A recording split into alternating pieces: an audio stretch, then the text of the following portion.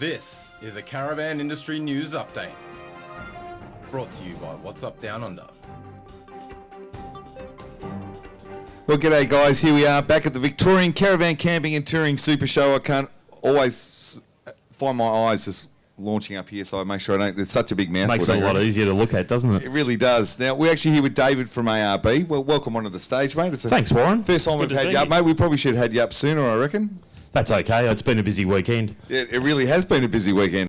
ARB, obviously a big name in the industry. Correct. So, and you guys have that many products, it's ridiculous. Oh, look, we've got a good range of products. And I suppose the best part for us is last year was our 40th anniversary as well. So it shows that ARB has definitely been in the industry a long time, mainly the forming fathers of the industry. Yeah, well, absolutely. So 40 years is a long time, isn't it? I mean, that's... It's a long time manufacturing in Australia, that's for sure. How did ARB come about? Do you know the history of that? Pretty much similar how a lot of our early forward driving companies started in mainly in Victoria. Victoria seemed to be the hub, and it sort of was out in the eastern suburbs where back in the early days when the Browns were started manufacturing stuff, they were members of the Toyota Land Cruiser Club, just like Kmart was and Piranha and those other sort of companies. And they decided that someone needed to make a bull bar, someone needed to make a rear bar, and so they started making bull bars in a back factory, which happened to be fairly close where the guys from AC/DC used to do their band rehearsals many years ago. That would have been lucky, wouldn't it? So what did ARB do for the 40th celebrations? Look, they did some quite impressive things. But I suppose the biggest thing for us at the moment is just the dual cab market. I mean, the dual cab market for everybody has just gone through the roof. The dual cabs. Why is that though? Why I think because we started off with a car that was a great tradie car during the week, so we'd be able to put our tools in the back of the car, we'd go away for the weekend, and now they've become more and more luxurious all the time, to the fact I drive a brand new Mark II Ranger. And you're just bragging, mate. I'm just lucky. I work hard for it. But the beauty of that type of vehicle is it's not driving a four-wheel drive anymore.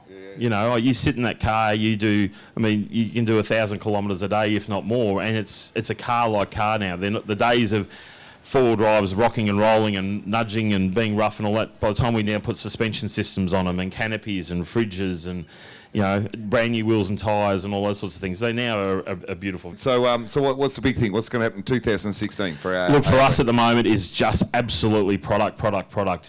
Because there's so many new vehicles out on the market, and we've developed some amazing new products. So ARB in the last 12 months has brought out a canopy, which is their pride and joy, called the Ascent Canopy, which is all central locking, ABS plastic, can take weight on the roof up to 120 kilos. We've also invested heavily into plastic fuel tanks, which has been amazing. So we've purchased a company called Smartbar, which people are used to with plastic This is all about bringing down the weight? Not so much about the weight. It's all about giving people options. Yeah. And we're progressing. Cars have had plastic fuel tanks in them for a long time. So to put a plastic long-range tank in a vehicle is not overly hard to explain. And they're actually easier to fit than a steel tank. We're not having to put extra bracketry on sub chassis and things like that. So the beauty about the plastic tanks, they're lightweight, still get the same literage, and they're a little bit cheaper. And again, made fully here in Australia and South Australia. Oh, so that's fantastic. For people who are obviously watching us at home, not just all these amazing people out here. Sensational crowd. Where would they go, mate, if they want to find out more about it? Obviously, you've got stores around the country. Absolutely. And of course, the usual things. You've got Facebook, you've got websites and all those sort of things. You've got www.arb.com.au.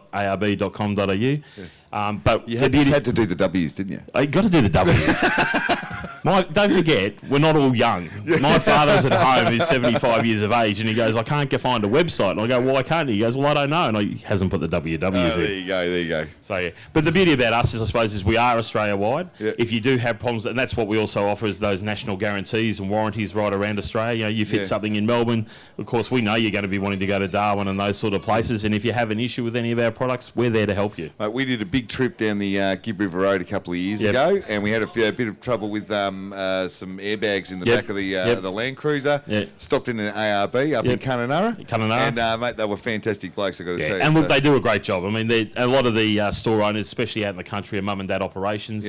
And they're passionate four-wheel drivers. They're passionate about helping people, and they live it. They don't just sell it. Correct. They live it. It's a lifestyle for them. Exactly. It's just not a job. Yeah. Well, thanks very much, David. We'll see you guys soon.